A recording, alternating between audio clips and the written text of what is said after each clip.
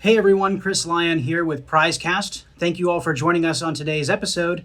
I have a very special guest with me today, Felicia Kay, who is a licensed professional counselor in Shreveport. She is going to talk to us today about what it means to be mindful of your mental health during these times of isolation and what it means to be prepared to come out on the other side. So Felicia, welcome to the show. Why don't you start with a little information about who you are and what you do. Hey Chris, thanks for having me. I am a licensed professional counselor and a national board certified counselor. I'm currently the program director for a mental health rehab and a professional public speaker. I have a master's degree in clinical mental health from Louisiana Tech University. But actually my first degree is in theater. And so in my spare time, I still work with theater events. I do cosplay events, and I'm actually also a photographer. Well, that's a pretty vibrant background. You know, we've had a lot of different guests on PrizeCast, filmmakers, business gurus, chefs, and all of them have something to offer about what this crisis means to them, what it means to their business or their friends or family.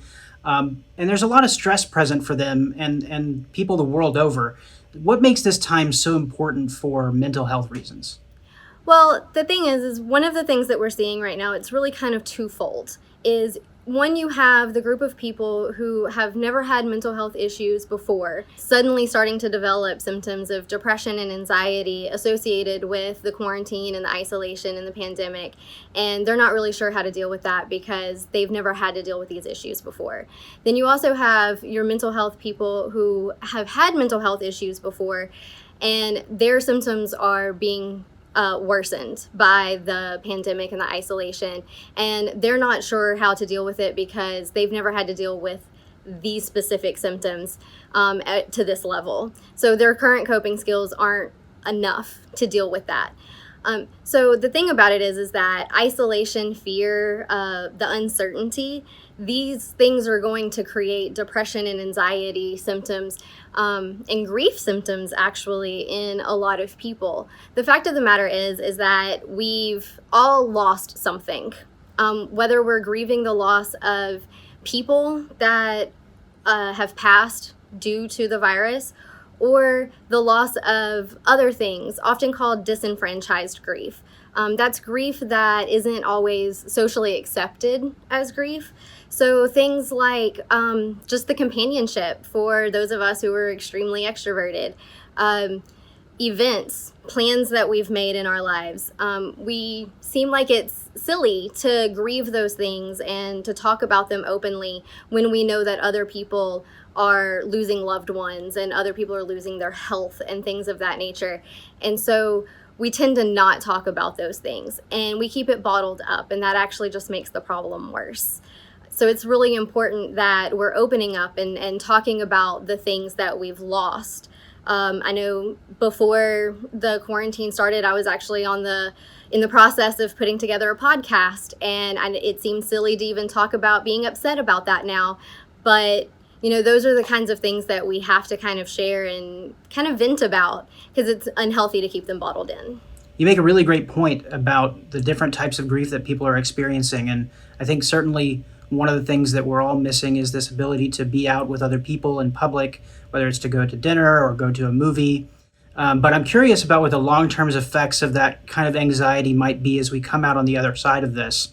What can we expect once this time has passed when we're all cooped up and we can go back out again? You know, I, for one, and in my friend circle, you know, we're all daydreaming about what that's going to look like when we can go back out again. And, you know, we talk about all the different things that we're missing and what we're going to go do and all of that stuff. And, you know, I had a really sobering question posed to me where a friend of mine actually said, do you really think anybody is going to feel comfortable going out in public again immediately after the quarantine's over? And that really got me thinking about a lot of things, and seeing the replies that people were replying to that question with, and also thinking about it myself. I think one thing that we're going to see are people are going to be a lot more cautious about going out. It's not just going to be the sudden surge into public spaces the way that we're kind of daydreaming it's going to be. I think people are going to be a little bit more tentative about it. And from a clinical perspective, I think what we're going to see a lot of is actually kind of It's going to look kind of like acute PTSD, which is really what people are experiencing right now without really putting that word to it. Because we often think of PTSD as being something that only comes with a severe traumatic experience, but really PTSD is the prolonged exposure to heightened emotion. And with, like I said, with the anxiety and the uncertainty of everything that's going on right now, we've definitely been exposed to prolonged heightened emotion about what's going on. We're all a little fearful. None of us know when this is going to end. And so those symptoms of PTSD are definitely manifesting. And I know that term is very scary for a lot of people, myself included. There's a lot of stigma that comes along with using it. We usually attribute it to people coming home from war, our veterans, and that sort of thing. But I would love to dive into the purpose of this interview, which is to give people some tools and some vocabulary that they can use to hopefully better themselves in the moment and then prepare themselves for what's coming on the other side. So why don't we start with a few of those key components that you think are most important for people to carry forward in this time? Okay, yeah, I have a few tips that I think are really meaningful and helpful in this time. One, mindfulness. Mindfulness is a practice by which you become a little bit more in tune with yourself, how you're feeling. Anybody who's practiced yoga has probably been exposed to mindfulness techniques before. Anybody who's not familiar with mindfulness, I would highly recommend looking up Yoga Nidra on YouTube, or actually there are apps that are awesome with Yoga Nidra. And don't worry, it won't get you standing on your head or in any weird poses or anything. It's really just a self-guided meditation. I actually used it a couple of nights ago when I couldn't sleep, and it's a self-guided meditation that has you lay on your back and really focus on your breathing and how you're feeling inside. And one of the things that we don't think about when we're thinking about our mental health and our feelings are the physical symptoms that come along with mental health. Almost always there's a physical symptom. So it's important that we're paying attention to, like if you're not sleeping, or if your appetite's changed, or if your stomach's upset all the time. Those can actually be side effects of your mental health issues. Yeah, I think that's really great. It's just, it comes with this mind, body, one thing, and it does sound very yoga-y, but it sounds really interesting to me. It's something that I'll have to keep in mind going forward. One of the other things that I keep reading a bit about, and something that you'd mentioned before, which is this idea of having habits and having a routine. I think about those people who are going to work still virtually, and one of the things that our people in our office are talking about is this idea of getting up and brushing your teeth and taking a shower and getting dressed for success and that sort of thing. Are you seeing that recommending that same kind of approach? Absolutely. In today, what's happening is so many people are working from home, and the allure of staying in your jammies all day, or, doing your Zoom conference calls without your pants on, that seems great. But when you start to lose that structure to your day, you kind of also start to lose purpose.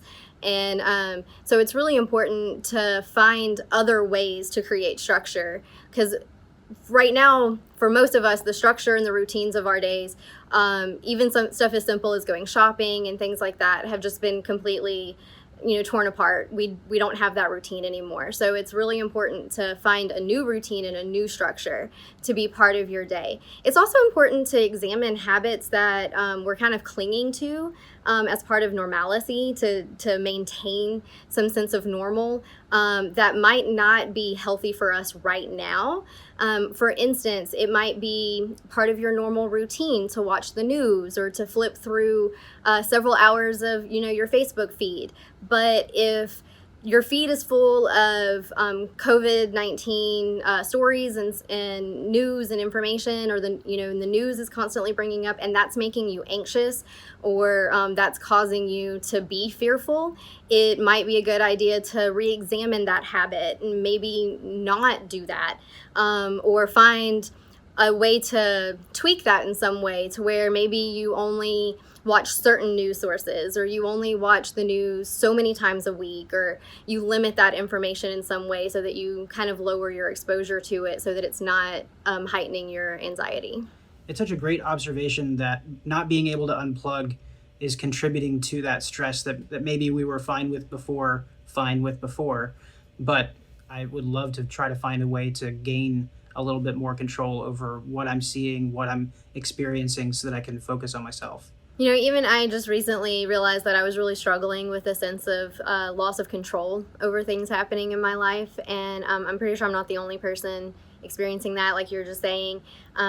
You know, we're not really in control of the information that we're giving or given. We're not really in control of a lot of things that are going on in our daily life right now. So that's actually leads into one of my next tips, is focusing on things that you can control. And that really goes into what we were saying earlier about structure and routine of your day, is that creating that structure actually gives you a little bit more of a sense of control over things that are going on in your daily life, controlling what time you wake up in the morning, controlling, you know, what time you eat, controlling what time you do certain things, right down to mundane things like chores, and changing up chores, maybe switching out chores with other family members and things like that, just so that it doesn't start getting monotonous and things of that nature. But yeah, focusing on the things that we can control in our lives right now is really going to give us a sense of purpose.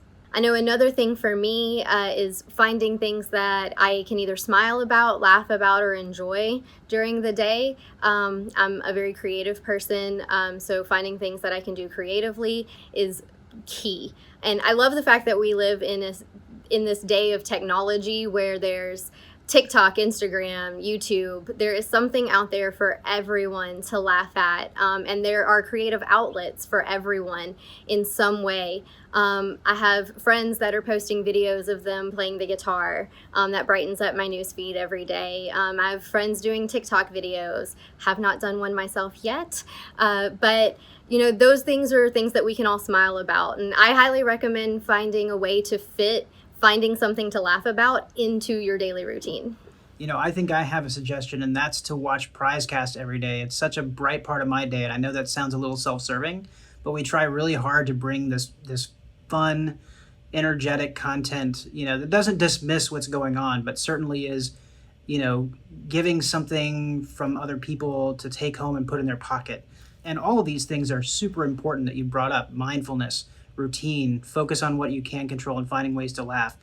And I'm curious about what it is that we can do to ensure that our friends and our neighbors and our community at large are okay.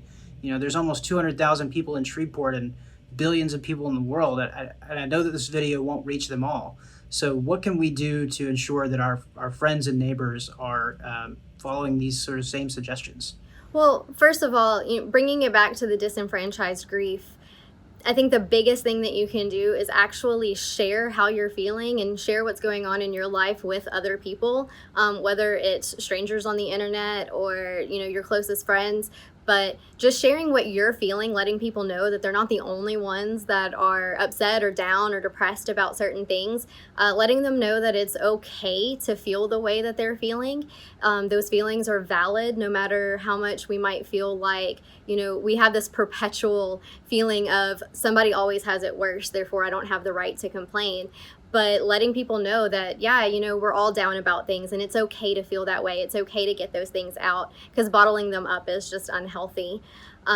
Also, things like checking on people, reaching out. I have a friend group circle that we weekly, it's like just a weekly check-in of, hey, how are you doing? What's going on? I get a phone call from a friend of mine, like pretty much once a week, and he's just like, hey, this is your weekly check-in. How's it going?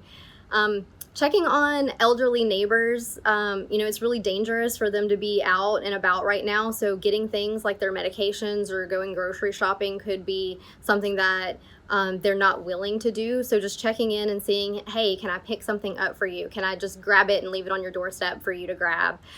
Things like that. Just being empathetic. The thing is we're going to get through this. There's going to be an end date. We're going to come out on the other side, but we're really only going to come out on the other side better if we do it together. So reaching out and finding the empathy and connecting with other people is going to be what makes this different than if we don't do that. Man, thank you so much for joining us today, Felicia. Are there other resources out there that you would recommend that people have if they want to do more exploration on how to cope with this crisis? I do actually have some recommendations on that.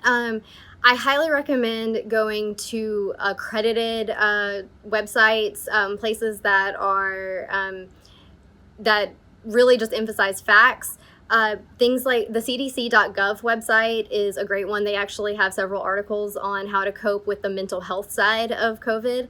PTSD.va.gov, not just for veterans. They actually have a lot of really awesome resources and articles on coping and whatnot.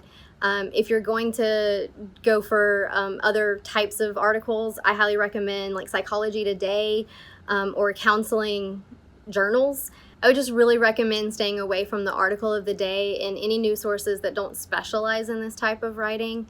And if you can't remember that list of websites that I mentioned, follow my Facebook page, Trauma Translated. I'm daily posting articles and tips and tricks on how to get through mental health issues, not just for COVID, but just in general. And just remember that you're not alone. There are resources out there. There are people out here to help. So just reach out so that we can help you.